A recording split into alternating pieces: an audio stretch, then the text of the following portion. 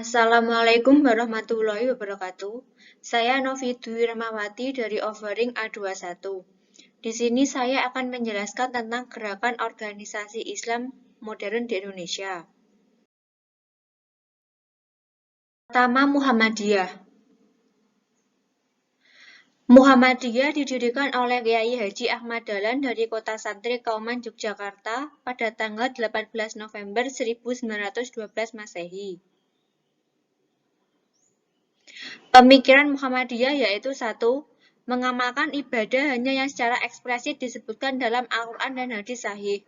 2. Selain menggunakan Al-Quran dan hadis Nabi, mereka juga mengikuti hasil ijtihad dari ulama yang dipandang sebagai tokoh pembaru. 3. Segala hal baru mengenai ibadah yang tidak pernah dilakukan oleh Rasulullah adalah bid'ah, seperti mengeraskan bacaan zikir, zikir bersama, dan lain-lain. 4. Menggunakan metode hisab untuk menentukan awal dan akhir Ramadan. 5. Lebih peduli pada pengembangan pendidikan formal daripada pendidikan non-formal seperti pesantren. 6.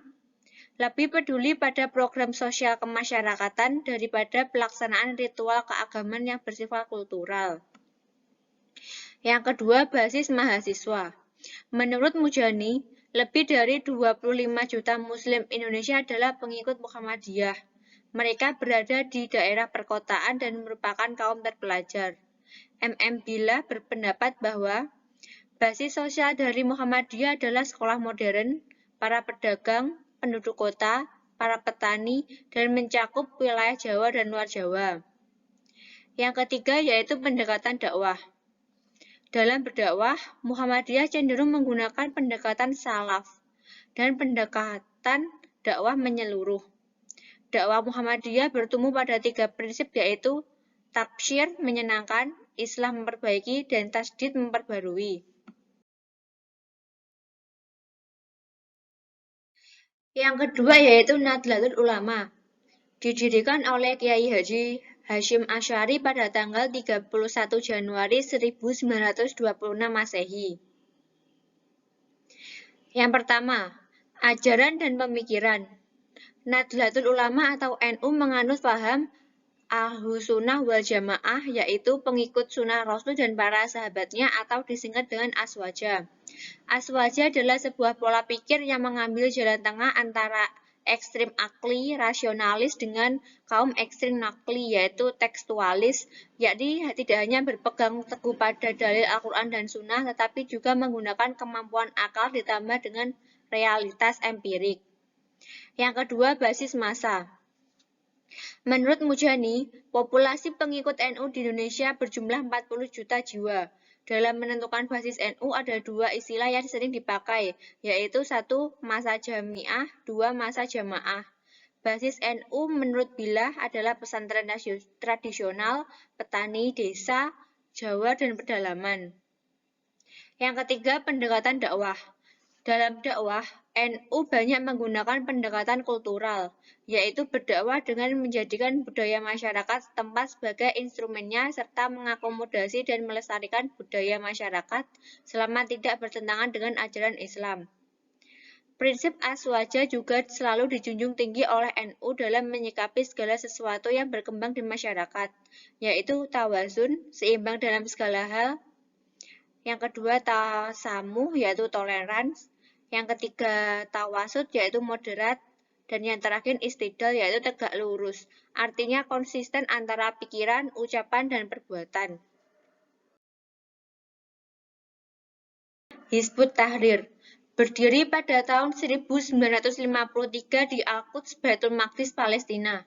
Gerakan ini dipelopori oleh Taqiyuddin An-Nabhani, seorang alumni Al-Azhar Mesir dan pernah menjadi hakim di Mahkamah Syariah di Palestina. Yang pertama yaitu ajaran dan pemikiran.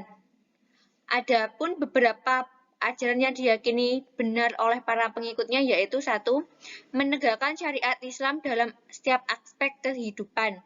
2. Mengupayakan berdirinya negara Islam global yang dipimpin oleh seorang khalifah. 3. Mengharamkan segala bentuk instrumen demokrasi termasuk pemilu yang dipandang sebagai produk pemikiran barat. 4. melarang keterlibatan anggotanya dalam politik praktis melalui partai selama menggunakan sistem demokrasi. 5. Menolak segala tatanan politik, sosial, ekonomi, teknologi, produk barat modern, dan menggantikannya dengan tatanan Islam. Yang kedua, basis massa. Mayoritas pengikut Hizbut Tahrir di Indonesia adalah kaum muda dari kalangan mahasiswa di kampus-kampus perguruan tinggi umum. Yang terakhir yaitu pendekatan dakwah.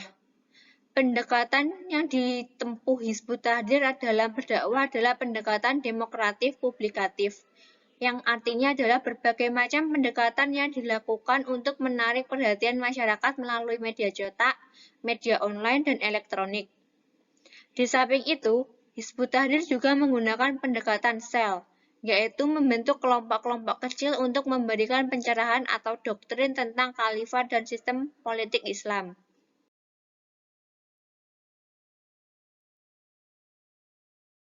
Yang terakhir yaitu Salafi. Gerakan Salafi di Indonesia banyak dipengaruhi oleh ide dan gerakan pembaruan yang dilancarkan oleh Muhammad bin Abdul Wahab di kawasan Jazirah Arab. Ide pembaruan ini diduga masuk ke wilayah Nusantara pada awal abad ke-19. Yang pertama, ajaran dan pemikiran. Setidaknya ada 4 ajaran penting yang ada di gerakan Salafi modern, yaitu 1. Upaya-upaya yang mereka kerahkan salah satunya terpusat pembersihan ragam bid'ah yang selama ini diyakini dan diamalkan oleh berbagai lapisan masyarakat Islam. Yang kedua, mereka memandang keterlibatan dalam proses politik praktis seperti pemilu sebagai sebuah bid'ah. Yang ketiga, mereka cenderung komparatif dalam menyikapi gerakan-gerakan yang ada. Yang terakhir, mereka meyakini adanya larangan melakukan gerakan separatis dalam sebuah pemerintahan Islam yang sah. Yang kedua yaitu basis massa. Jumlah pengikut Salafi di Indonesia masih sedikit dibandingkan dengan NU dan Muhammadiyah. Pada umumnya, mereka adalah alumni pesantren atau majelis yang diasuh oleh para ustadz tamatan sekolah-sekolah di Timur Tengah. Yang terakhir yaitu pendekatan dakwah. Bagi para penganut Salafi, untuk urusan agama tidak ada istilah kompromi. Apa yang dipandang tidak benar menurut dalil Al-Quran dan Sunnah secara tegas ditolak. Sedangkan apa yang dianggap benar akan disampaikan meskipun secara pahit. Hal tersebutlah yang sering membawa Salafi ke kancah perdebatan dengan gerakan lain.